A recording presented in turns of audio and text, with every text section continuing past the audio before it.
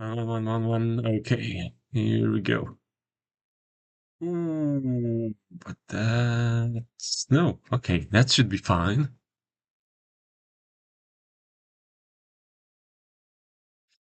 Oh, I need this.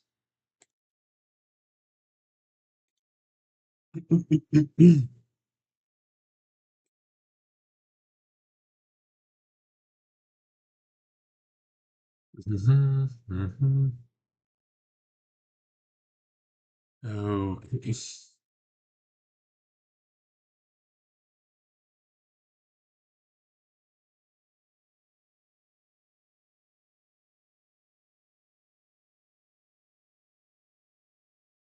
Okay, so today I don't feel like playing anything, especially because I have some bigger plans connected to it.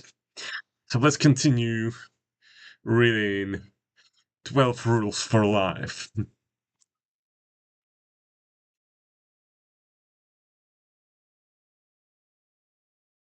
see, I should have some kind of bookmark.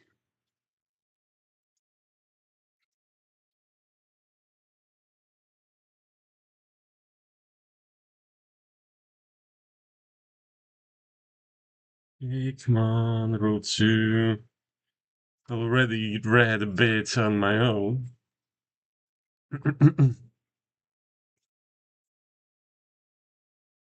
Okay, rule number 2. Treat yourself like someone you are responsible for helping. Hmm. Part 1. Why won't you just take your damn pills? Imagine that 100 people are prescribed a drug. Consider what happens next. One third of them won't fill the prescription. Half of the remaining 67 will fill it, but won't take the medication correctly. They'll miss doses. Is that correct? Okay. Correct me if I'm wrong. um, they will quit taking it early. They might not even take it at all. Physicians and pharmacists tend to blame such patients for their incompliance, inaction, or error. You can lead a horse to water, they reason. Psychologists tend to take a dim view of such judgments. We are trained to assume that the failure of patients to follow professional advice is the fault of the practitioner, not the patient. We believe the healthcare provider has a responsibility to proffer advice that will be followed, offer interventions that will be respected, plan with the patient or client until the desired result is achieved, and follow up to ensure that everything is going correctly. Hmm. This is just one of the many things that make psychologists so wonderful. Smiley face. Of course, we have the luxury of time with our clients, unlike other more beleaguered, yeah, I think it's beleaguered, professionals who wonder why sick people won't take their medication. What's wrong with them? Don't they want to get better? Here's something worse. Imagine that someone receives an organ transplant. Imagine it's a kidney. A transplant typically occurs only after a long period of anxious waiting on the part of the recipient. Only a minority of people donate organs when they die, and even fewer when they are still alive. Only a small number of donated organs are a good match for any hopeful recipient. This means that the typical kidney transplantee has been undergoing dialysis, the only alternative, for years. Dialysis involves passing all the patient's blood out of his or her body through a machine and back in. It is an unlikely and miraculous treatment, so that's all good. But it's not pleasant. It must happen 5 to 7 times a week for 8 hours at a time. Damn. Okay, that's definitely not good. It should happen every time the patient sleeps. That's too much. No one wants to stay on dialysis. Now, one of the complications of transplantation is rejection. Your body does not like it when parts of someone else's body are stitched into it. Your immune system will attack and destroy such foreign elements, even when they are crucial to your survival. To stop this from happening, you must take anti rejection drugs, which weaken immunity, increasing your susceptibility to infectious disease. Most people are happy to accept the trade off. Recipients of transplants will still suffer the effects of organ rejection despite the existence and utility of these drugs. It is not because the drugs fail, although they sometimes do. It's more often because those prescribed the drugs do not take them. This hold on, no, not taken. This beggars belief. It is seriously not good to have your kidneys fail. Dialysis is no picnic. Transplantation surgery occurs after long waiting at high risk and great expense. To lose all that because you don't take your medication? How could people do that to themselves? How could this possibly be? It's complicated, to be fair. Many people who receive a transplanted organ are isolated or beset by multiple physical health problems, to say nothing of problems associated with unemployment or family crisis. They may be cognitively impaired or depressed. They may not entirely trust their doctor or understand the necessity of the medication. Maybe they can barely afford the drugs and ration them desperately and unproductively.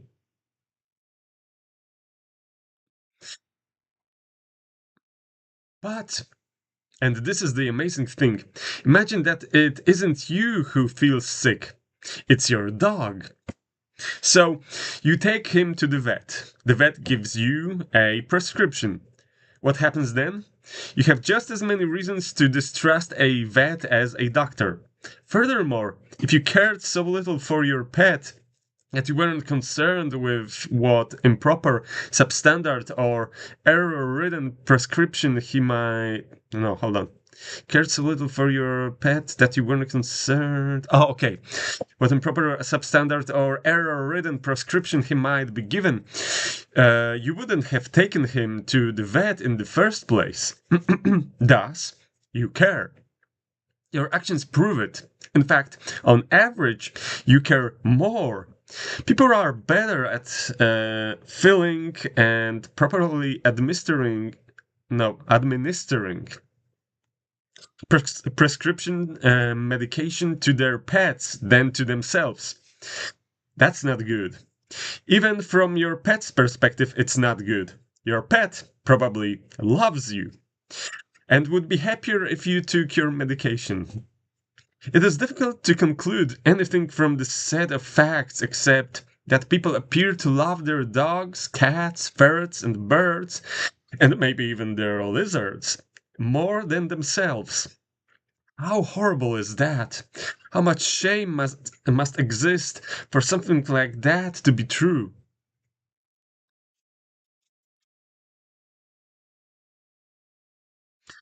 What could it be about people that makes them prefer their pets to themselves? It was an ancient story in the book of Genesis, the first book in the Old Testament, that helped me find an answer to that perplexing question. The oldest story and the nature of the world. Two stories of creation from two different Middle Eastern sources appear to be woven together in the Genesis account. In the chronologically first but historically more recent account, yeah, how the hell do you know that? Known as the priestly, God created the cosmos using his divine words, speaking light, water, and land into existence. Following that with the plants and the heavenly bodies. Then he created birds and animals and fish, again employing speech, and ended with man, male and female, both somehow formed in his image. That all happens in Genesis 1. In the second, older uh,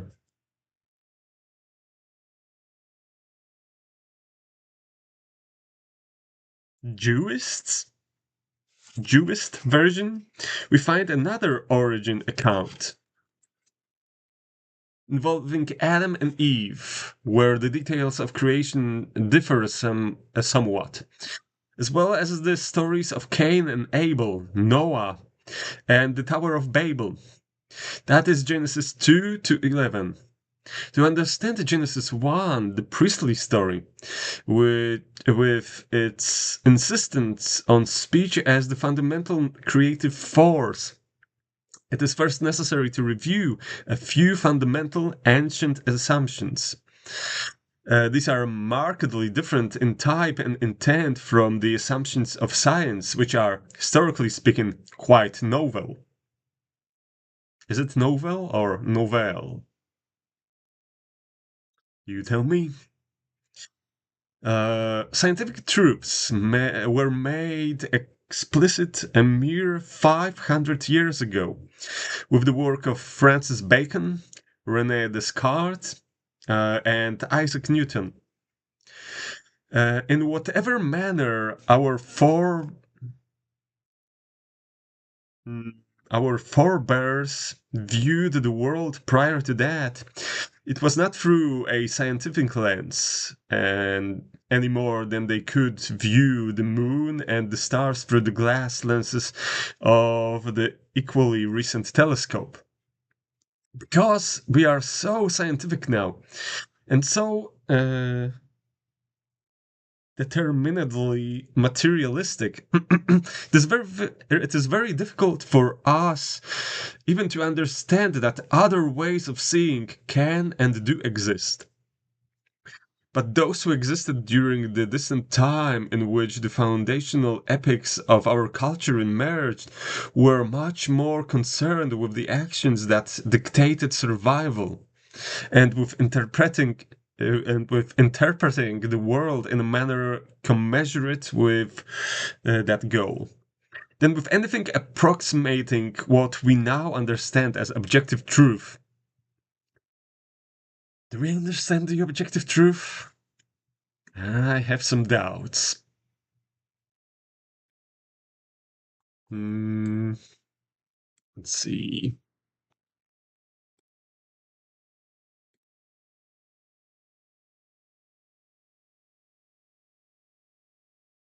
No, let's look at like that.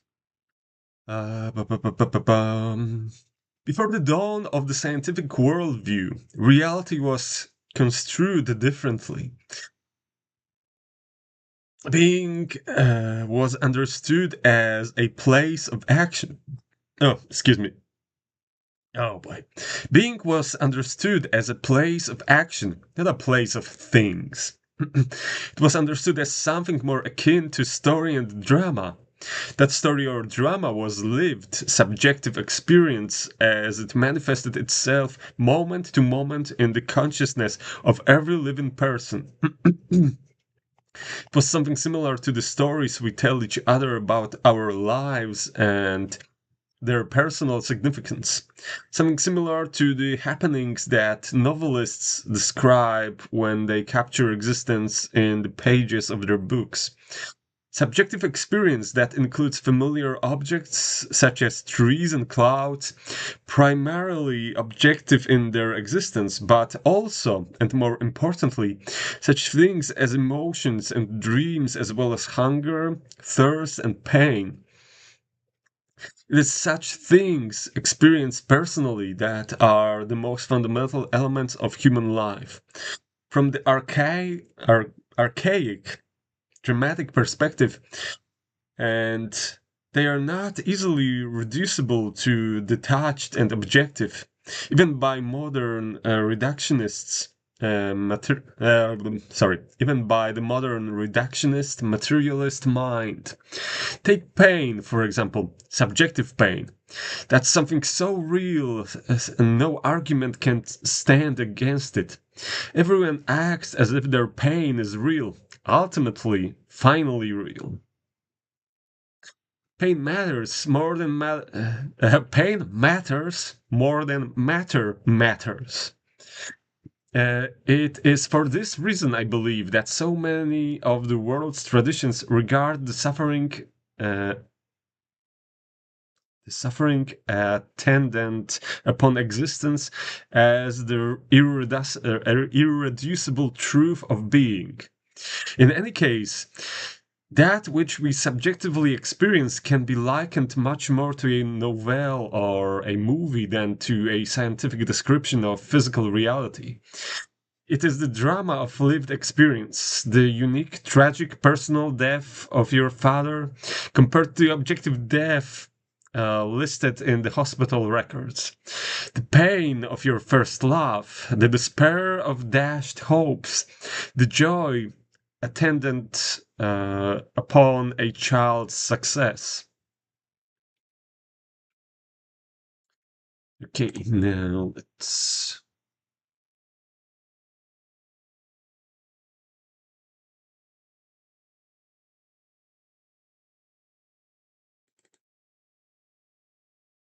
Oh boy. The domain not of matter, but of what matters. The scientific world of matter can be reduced, in some sense, to its fundamental constituent elements.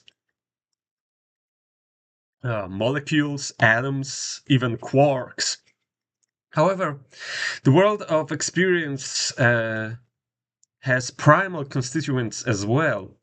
These are the necessary elements whose interactions define drama and fiction. One of these is chaos, another is order. The third, as there are three, is the process that mediates between the two, which appears identical to what modern people call consciousness.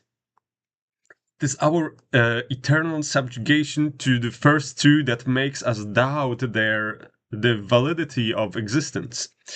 That makes us throw up our hands in despair and fail to care for ourselves properly. It is proper understanding of the third that allows us the only real way out. Chaos is the domain of ignorance itself. It's unexplored territory. Chaos is what extends eternally and without limit beyond the boundaries of all states, all ideas, and all disciplines. Oh boy.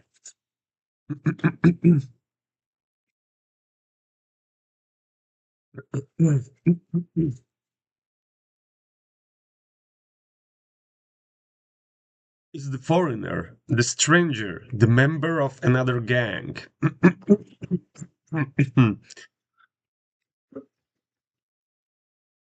Oh boy. Yeah, too much talking. Oh, the rustle in the bushes in the night time, the monster under the bed, the hidden anger of your mother, and the sickness of your child. Chaos is the despair and horror you feel when you have been profoundly betrayed. It's the place you end up when things fall apart, when your dreams die, your career collapses, or your marriage ends. It's the underworld of fairy tale and myth, where the dragon and the gold it guards eternally coexist. Chaos is where we are when we don't know where we are, and what we are doing when we don't know what we hold on. Chaos is where we are when we don't know where we are, and what we are doing when we don't know what we are doing. Okay, that's the way it should have been read.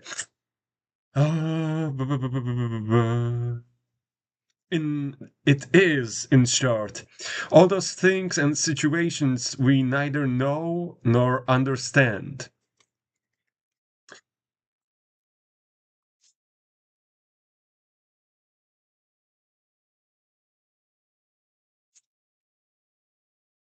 Yeah,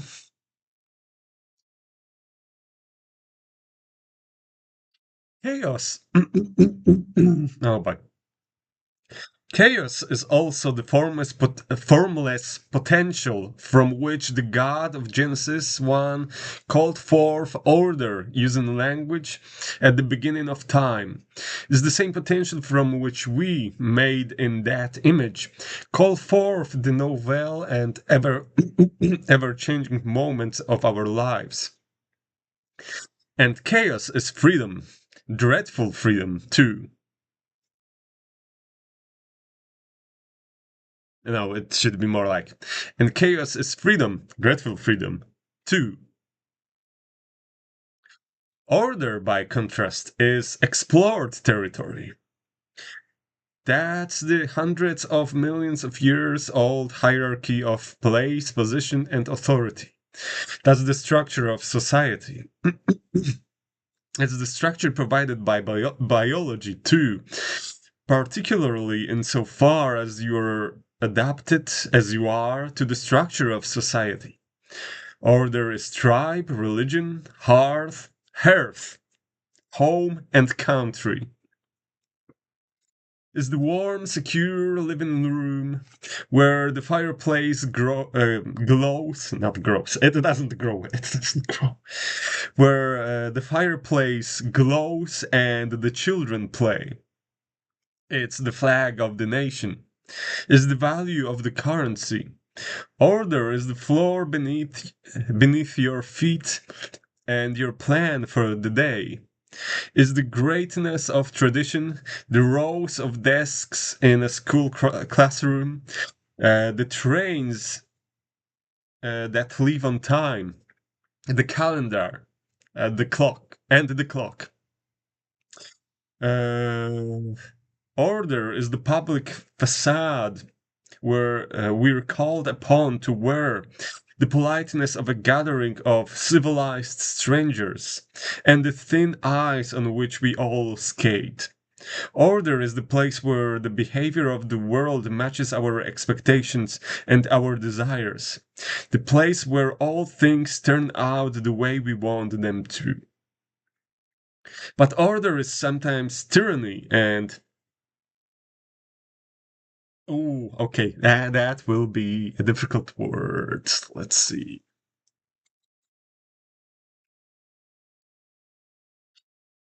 Bu- Stultification. Oh boy.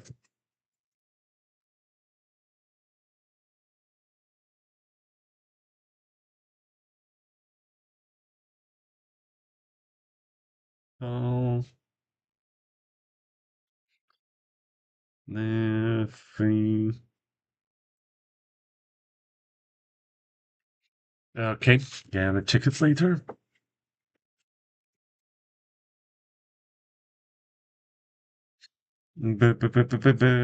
As well, when the demand of certainty and uniformity and purity becomes too one-sided, where everything is certain, we're in order. We're there when things are going according to plan and nothing is new and disturbing. In the domain of order, things behave as God intended. Uh, um, Not exactly, but fine. We like to be there. Familiar environments are congenial. In order, we are able to think about things in the long term. There, things work, and we're stable, calm, and competent. We seldom leave places we understand, geographical or conceptual, for that reason. And we certainly do not like it when we are compelled to, or hold on, we certainly do not like it. Yeah, we certainly do not like it when we are compelled to, or when it happens accidentally. You are in order when you have a loyal friend, a trustworthy ally. When the same person betrays you, sells you out, you move from the daytime worlds of clarity and light to the dark underworld of chaos, confusion, and despair. That's the same move you make and the same place you visit when the company you work for starts to fail and your job is placed in doubt. When your tax return has been filed, that's order. When you're audited, that's chaos. Yeah, as weird as it might sound, but yeah, order can cause chaos. Most people. Oh boy.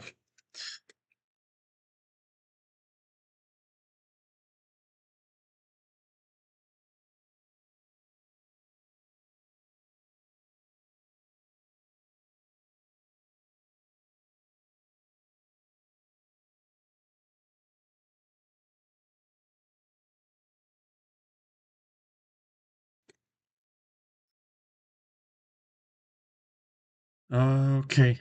Where was I? Well, then again, if you think about it, audit is something that on its own belongs to order, but its purpose is to reveal the chaos.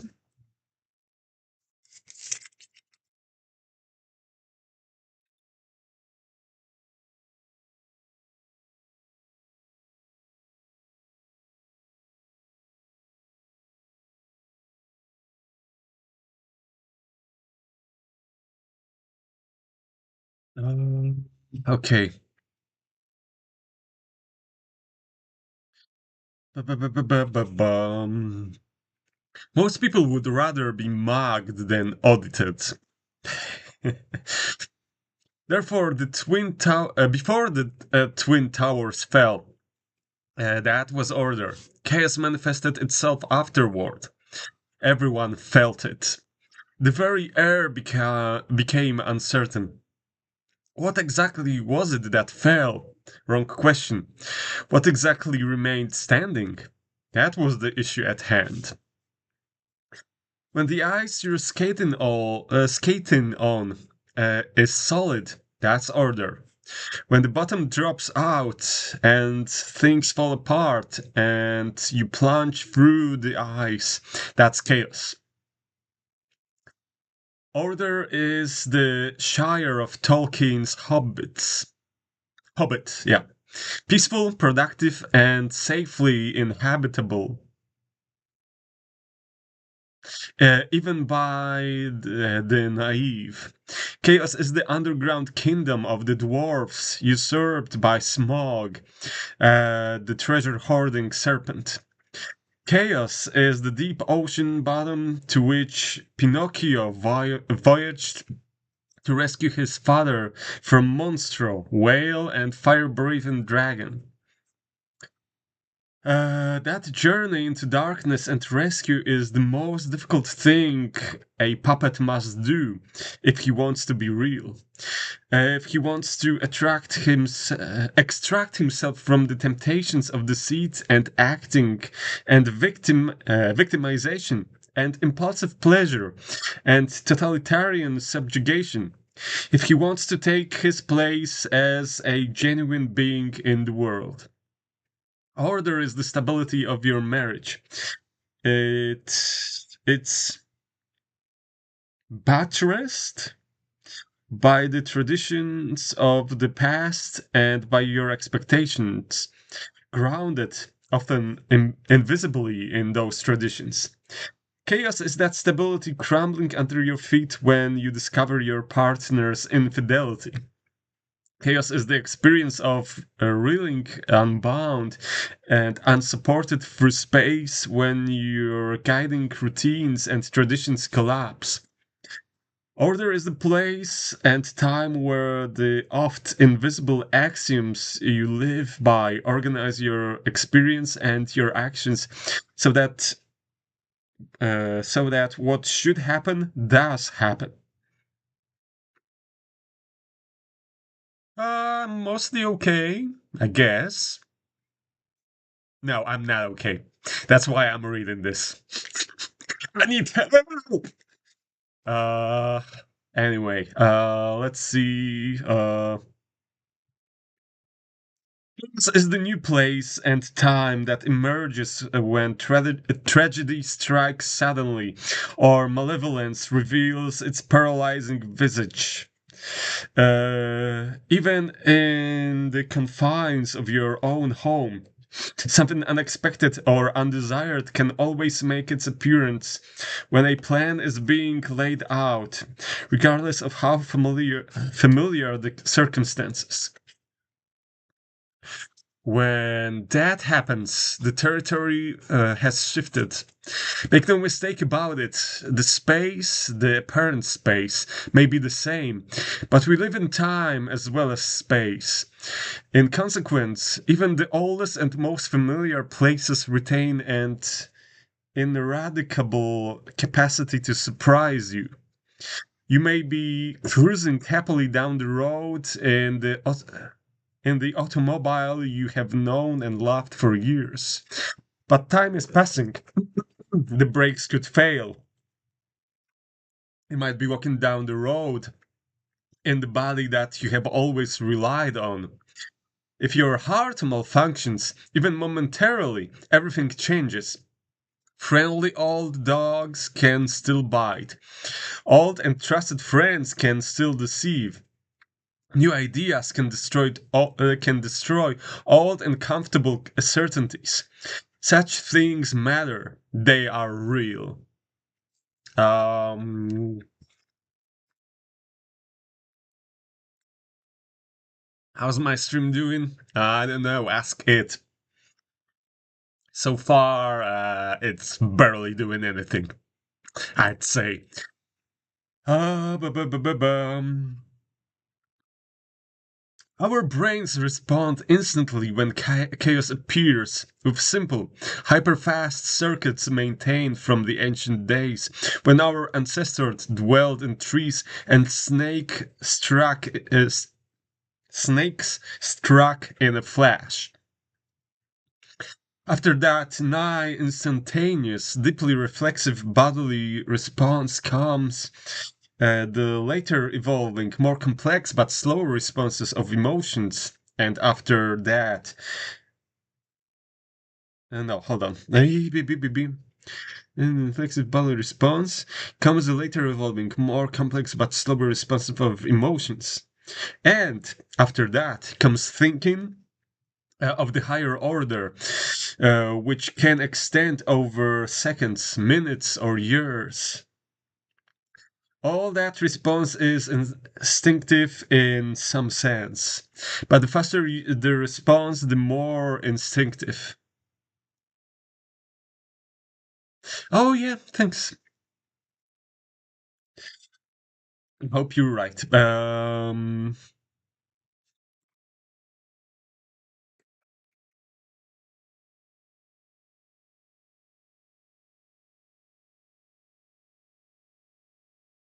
Chaos and order. Personality, female and male. Let's take a bite. Mm,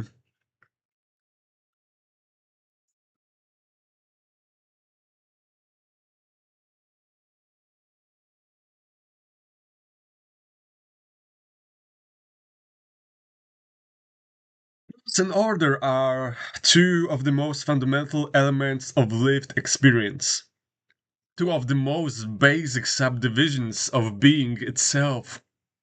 But they are not things or objects, and they are not experienced as such. Things or objects are part of the objective world. They are inanimate, spiritless. They are dead.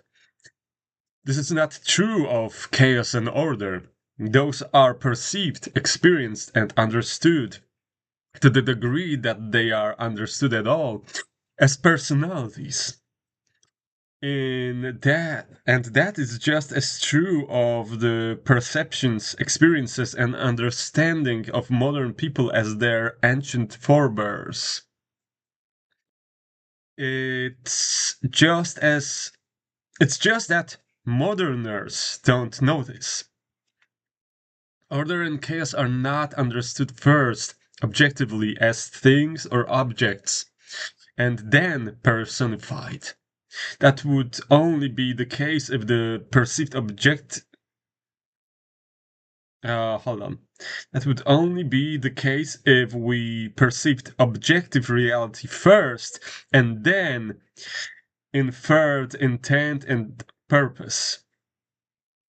But that isn't how perception operates, despite our preconceptions. Perception of things as tools, for example, occurs before or in concert with perception of things as objects. We see that things mean just hold on. We see what things mean just as fast or faster than what we see what they are. Perception of things as entities with personality also occurs before perception of things as things. This is particularly true of the action of others, living others. But we also see the non-living objective world as animated, with purpose and intent. This is because of the operation of what psychologists have called the hyperactive agency detector within us. We evolved over millennia within intensely social circumstances. This means that the most significant elements of our environment of origin were personalities, not things, objects, or situations.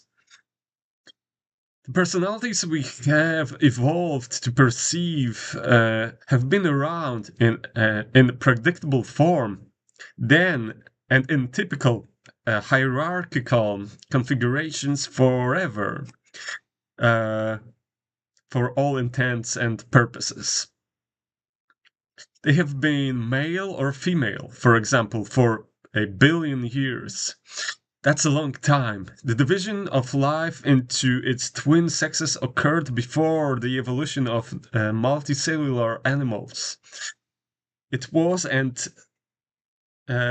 in a still respectable 1/5 of that time that mammals take extensive care of their young emerged.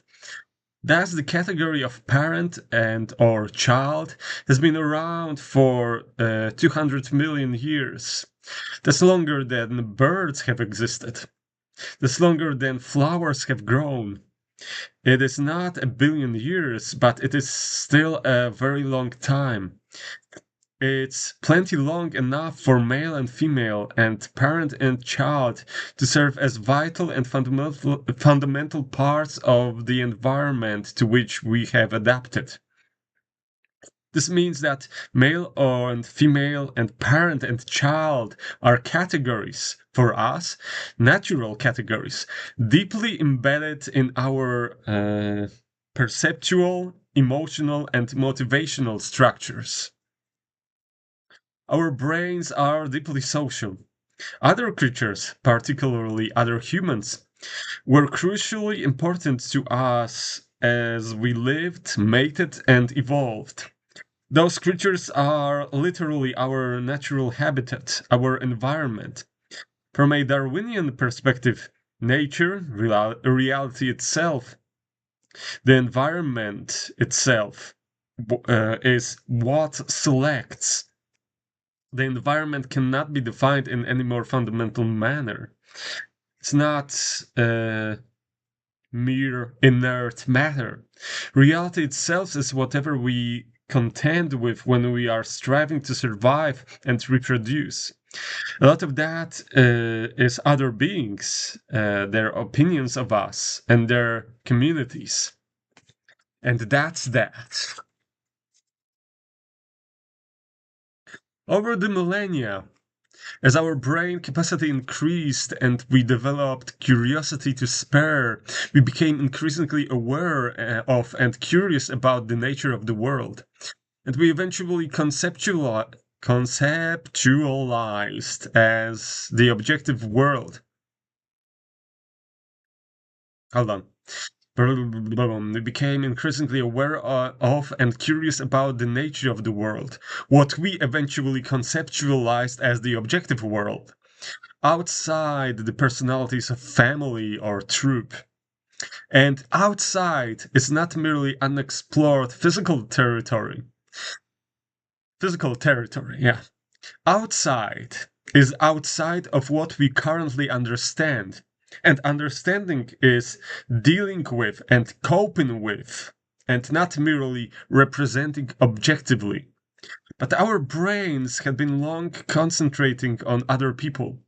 Thus, it appears that we first began to perceive the unknown, chaotic, non human world with the innate categories of our social brain. And even this is misstatement. When we first began to perceive the unknown, chaotic, non-animal world, we used categories that had originally evolved to represent the pre-human animal social world. Our minds are far older than mere humanity. Our categories are far older than our species. Our most basic category, as old in some sense as the sexual act itself, appears to be that of sex, male and female. We appear to have taken that primordial knowledge of structured creative opposition and began to interpret everything through its lens. Yeah, I'm from Poland. Uh, Order, the known, appears symbolically associated with masculinity, as illustrated in the aforementioned yang of the Taoist yin-yang symbol. This is perhaps because the primary hierarchical structure of human society is masculine, as it is among most animals, including the chimpanzees, who are our closest genetic and arguably behavioral match. Mhm. Okay. How does that work for you? Heard some scary stuff was going on in Virginia recently. Okay, where was I? Match. This is because men are and throughout history have been the builders of towns and cities, the engineers, stonemasons, bricklayers, and lumberjacks, the operators of heavy machinery. Order is God the Father, the eternal judge, ledger keeper, and dispenser of rewards and punishments. Order is the peacetime army of policemen and soldiers. It's the political culture, the corporate environment, and the system. It is the they in you know what they say. It is credit cards, classrooms, supermarket checkout lineups, turn taking, traffic lights, and the familiar routes of daily commuters. Order, when pushed too far, when imbalanced, can also manifest itself destructively and terribly. It does so hold on, let's see. That's so as the forced migration, the concentration camp, and the devouring uniformity of the goose steppe.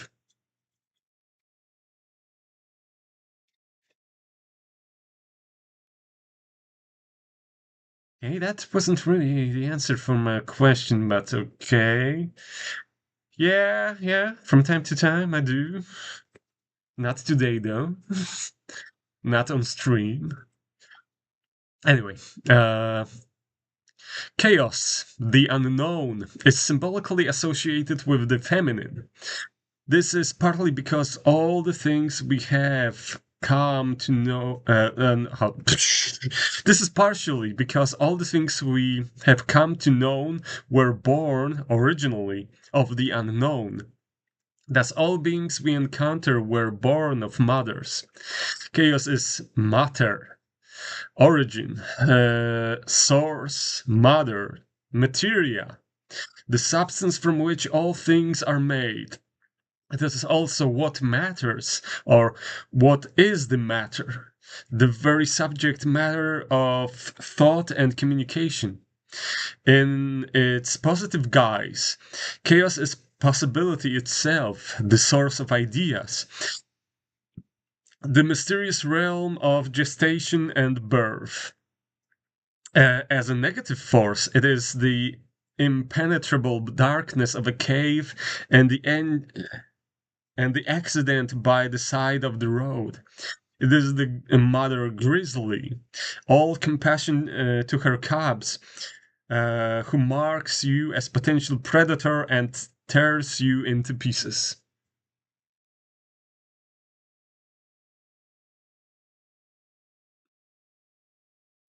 Oh boy, I cannot tell you from the top of my mind, and I'm a bit mentally preoccupied with reading and understanding what's going on here. So maybe next time, if you appear here, I would be better prepared for answering such questions. Let's see. Chaos, the eternal feminine, is also the crushing force of sexual selection.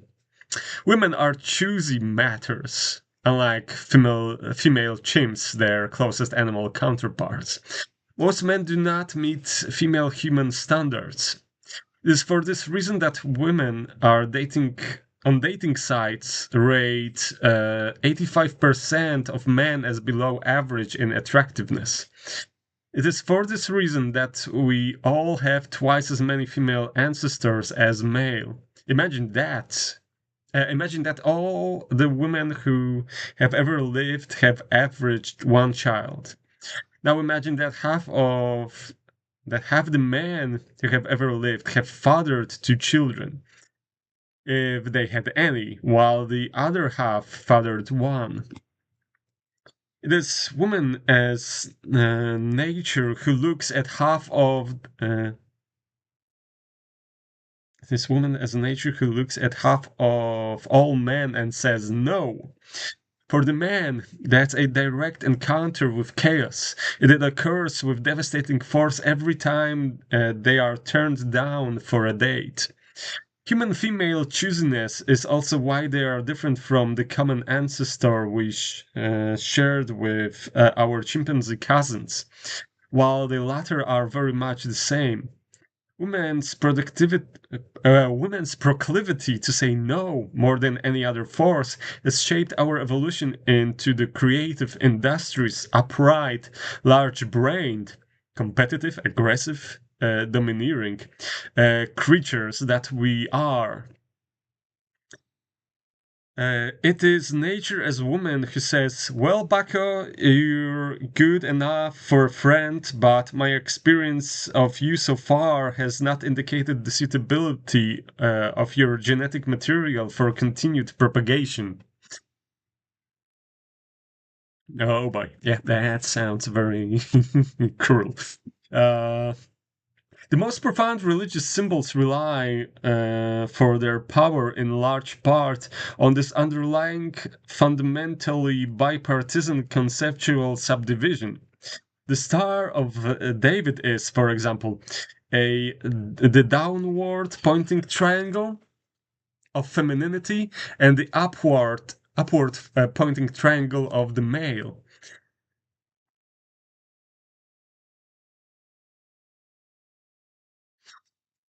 It's the same as for the yoni and lingam of Hinduism, which come covered with snakes, our ancient adversaries and provocateurs. The Shiva Linga is depicted as with snake deities called the Nagas. The ancient Egyptians represented Osiris, god of the state, and Isis, goddess of the underworld, as twin cobras with their tails knotted together. The same symbol was used in China to portray Fuxi and Nua, creators of humanity and of writing. The representations in Christianity are less abstract and more like personalities, but the familiar Western images of the Virgin Mary and the Christ child and Pieta both express the female male dual unity, as does the traditional insistence on the androgyny of Christ. It should be noted finally that the structure of the brain itself, at a gross metaphorical level, appears to reflect this duality. This to me indicates the fundamental, beyond the metaphorical reality of this symbolically feminine masculine divide. Since the brain is adapted by definition to the reality itself, that is, reality conceptualized in this quasi Darwinian manner. Elkonon Goldberg, student of the great Russian neurophysiologist. No,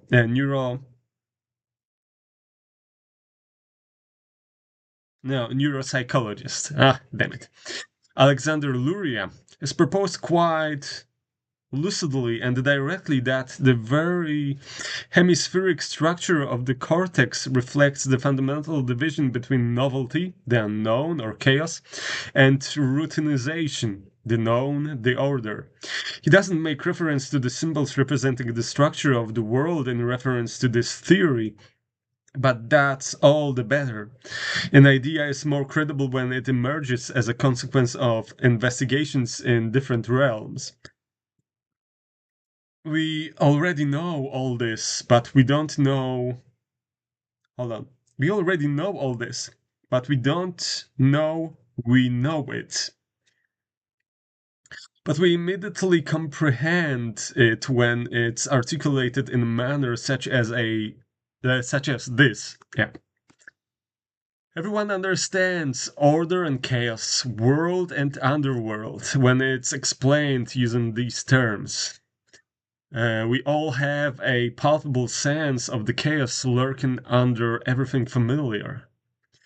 That's why we understand the strange, surreal stories of Pinocchio, the Sleeping Beauty, and the Lion King, and the Little Mermaid, and Beauty and the Beast, with their eternal landscapes of known and unknown, world and underworld. We've all been in both places many times, sometimes by happenstance, sometimes by choice. Many things begin to fall into place when you begin to continuously understand the world in this manner. It is as if the knowledge of your body and soul falls into alignment with the knowledge of your intellect. And there's more. Such knowledge is proscriptive as well as descriptive. It is the kind of knowledge.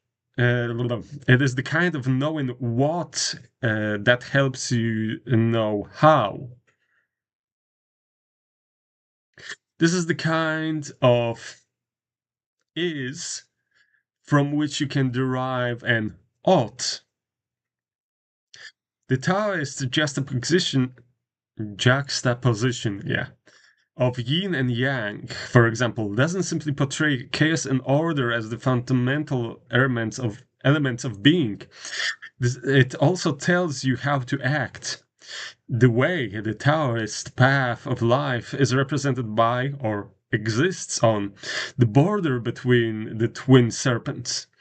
The way is the path of proper being. Is the same way as that referred by Christ in John 14, verse 6. I am the way, the truth, and the life. Is it the same? Hmm.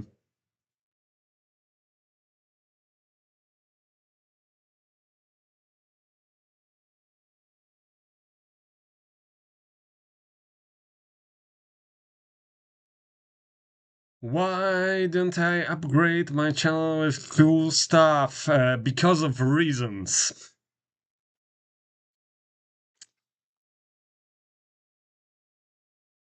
Hmm. Okay, the same idea is expressed in Matthew 7:14. Because straight is the gate and narrow is the way which leads unto life, and few there be that find it. We eternally inhabit order surrounded by chaos. We eternally occupy known territory surrounded by the unknown. We experience meaningful engagement when we mediate appropriately between them. We are adapted in the deepest Darwinian sense not to the world of objects, but to the meta realities of order and chaos, yang and yin. Chaos and order make up the eternal transcendent environment of the living. To straddle that fundamental duality is to be balanced, to have one foot firmly planted in order and security, and other in chaos, possibility, growth, and adventure. When life suddenly reveals itself as intense, gripping, and meaningful, when time passes and you're so engrossed in what you're doing, you didn't notice. It is there and then that you are located precisely on the border between order and chaos.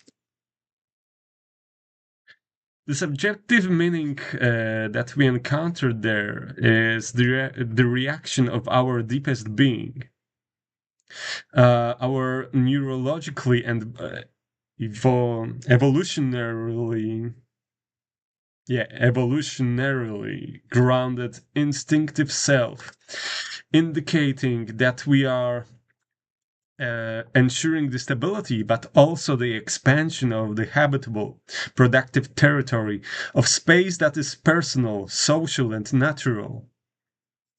It's the right place to be in every sense. You are there when and where it matters.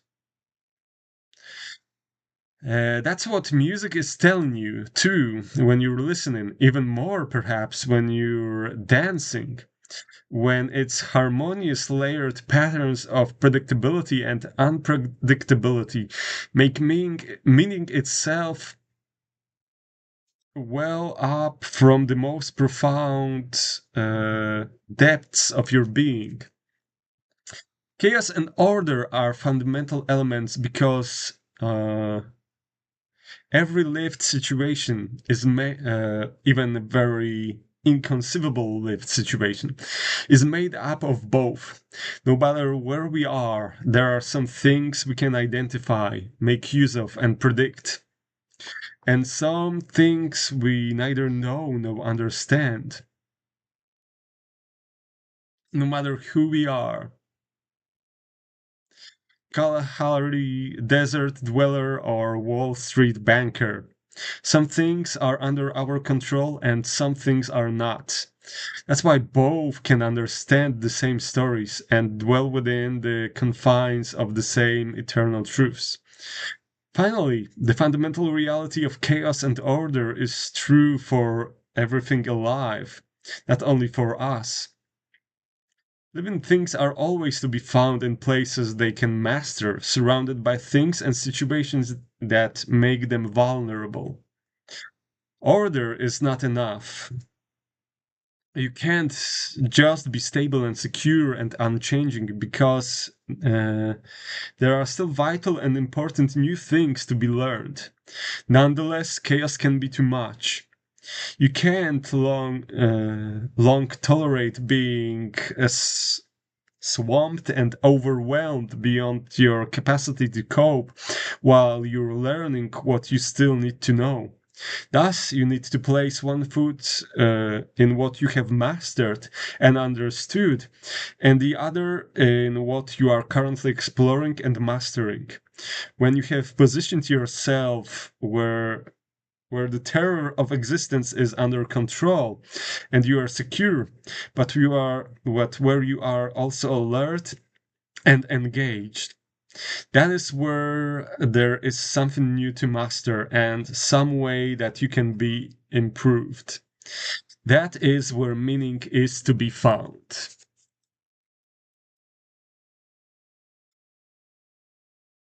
Let's see. Okay, it's an hour. I think that might be enough. Well, one of the reasons was presented in the book just a minute ago.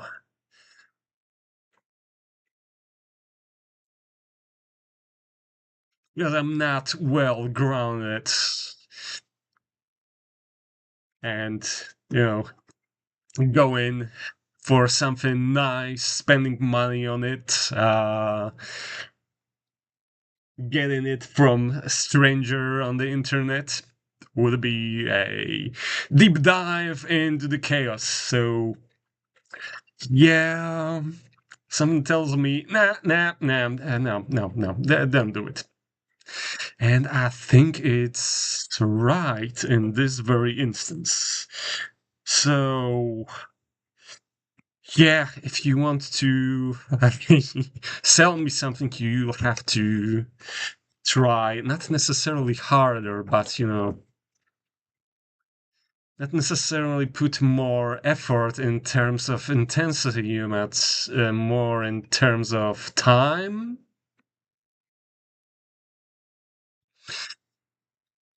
Or, you can run while you still can, because there's high possibility that I will just waste your time.